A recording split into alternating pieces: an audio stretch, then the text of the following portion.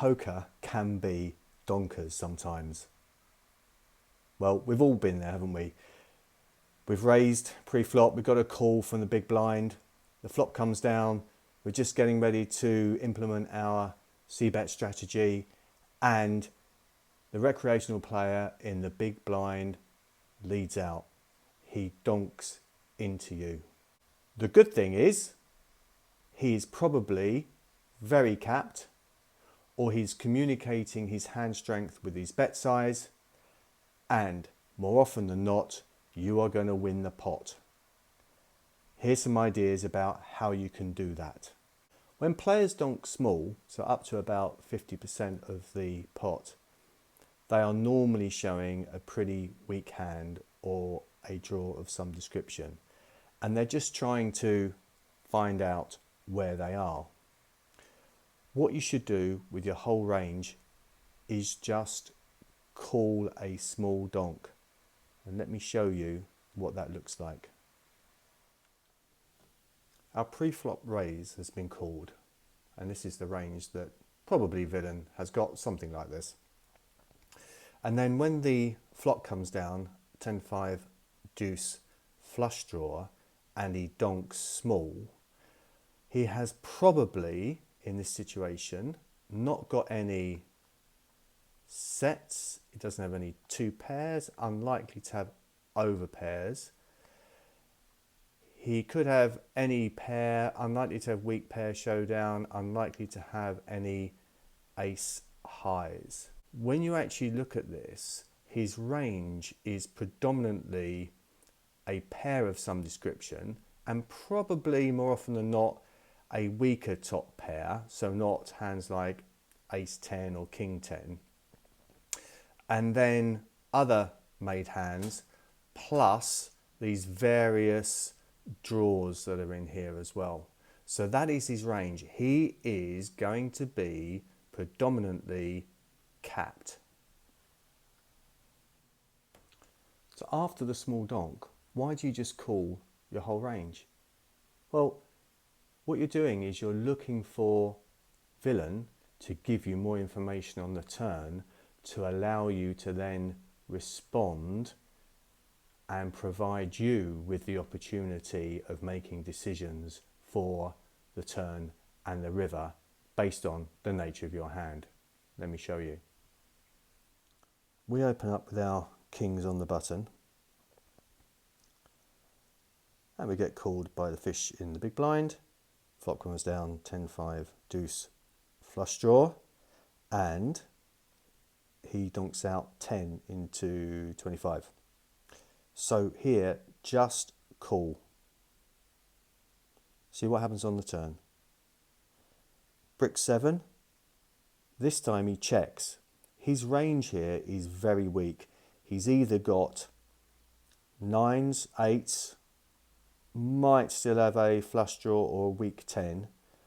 Once he's checked, our thick value wants to get another street of value from the fish in the big blind. So you can't bet too large here. To fold 9s or 8s, you probably would go over pot, just over pot. So to get a call from them, somewhere around about 25 to keep them in, he calls. When the 8 bricks and he doesn't lead, he's unlikely to have a set of 8s here. So you can actually base your bet size to get your third street of value on a weak 10 or a 9. And to get either of those to fold, probably pot, just over pot, would get that job done. So you need to go somewhere below that in order to get a call. So I go 45 to make sure I do get a call. And there is a call. And of course, he's got a pair of 9s. So you got 3 streets of value out of a capped weak range. Nice result. This time we open up Queen Jack of clubs on the button. And we get our call from the fish in the big blind. Flop comes down, 10-5 deuce flush draw, and he donks out for 10.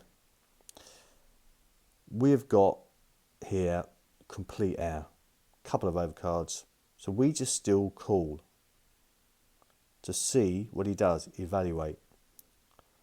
On the turn, there's brick 7 and villain checks. So his range is still really capped here. Probably flush draws, maybe some other gut shot type draws, weak 10x, underpairs to the 10. So we can actually start building the pot here in order to look to get a bluff through and fold him on the river. So we would anchor on, again, say a weak 10, 9s, 8s. And what would we actually bet in order to get them to fold here? Again, it'll probably be slightly over pot. So we can go a more medium size here, build the pot, bet 30, and get a call. 8 comes in on the river. Villain in the big blind checks to us. He's still really capped. His best hand here probably is going to be something like Jack 10, Queen 10 maybe. In order to get a call from them, somewhere just over pot might get a call based on this run out.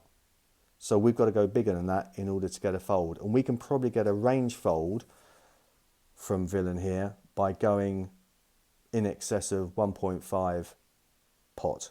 So I'm going to go 170 and villain obliges, he folds. A pair of 9s. We win. However, what happens if villain actually bets again on the turn? Well, it may depend on his bet size. Let's have a look.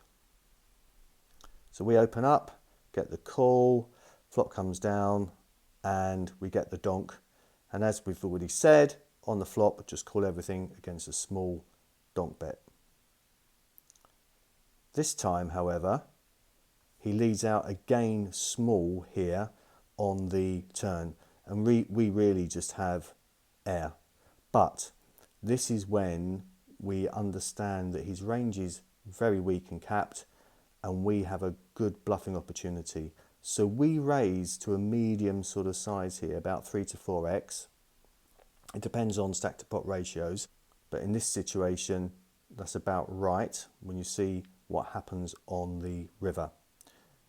And we get a call. So villain's range here is probably going to be a weak 10, maybe 9s, or maybe even 8s, so he's still got a flush draw or something like that. It bricks out with an 8, he checks again, he's capped, so in order to get a 10 to call here, probably after our raise, pot, less than pot, so we can just jam it all in as we do, and we get the fold. And he's got a pair of 9s again. We win. And if we go back to this point here, where he's donked out on the turn again, if we've got value, if we've got a pair of kings, what we should just do is really just call, or maybe raise really small, because his range is still weak. We want to keep his hands in. And then if we just call on the river, we can evaluate what to do based on the bet size or whether or not he checks. If he checks, we can then bet for value. If he bets small, we can raise. If he bets large, we can go through our bluff catching checklist and decide whether or not to actually call. If villain actually donks large on the flop, so anything above about 2/3 pot, 75% pot, something like that, then their range is going to be much stronger, and you have to proceed with more caution.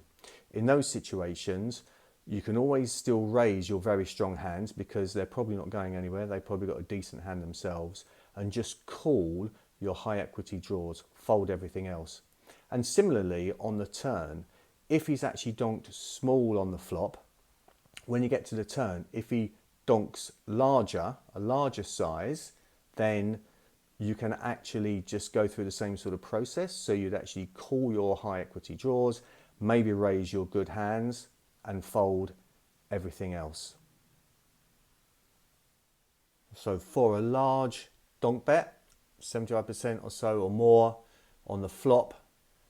Villain's range is likely to be sets, 2 pairs, probably over pair, good top pairs, maybe not the weaker top pairs. He's unlikely to have pocket pairs below the top pair, middle pairs, weak pairs, ace highs.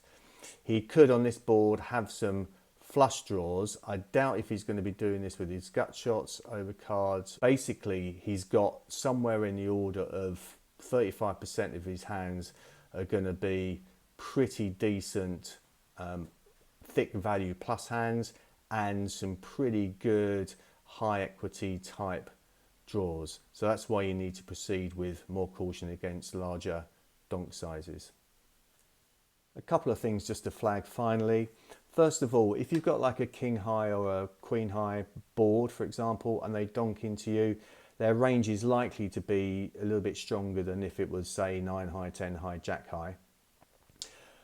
Donks into multi-way pots after you've been the pre-flop aggressor, again, really strong. That's a whole different conversation, but just be wary of those because they will be strong when they're leading out. Similarly, in 3-bet pots, if you've actually 3-bet somebody and you're in position and then out of position they donk into you, be really wary of their potential range against the value of your hand. But in the end, when people donk, often they communicate the hand strength with their bet size. It's a generally weak play. It's by people who don't necessarily know or want to play flops, turns, rivers, and particularly when they donk small, players are going to be really capped, and you can use that to your advantage both on your value lines and your bluffing lines. Enjoy, Donkers. See you later. Take care.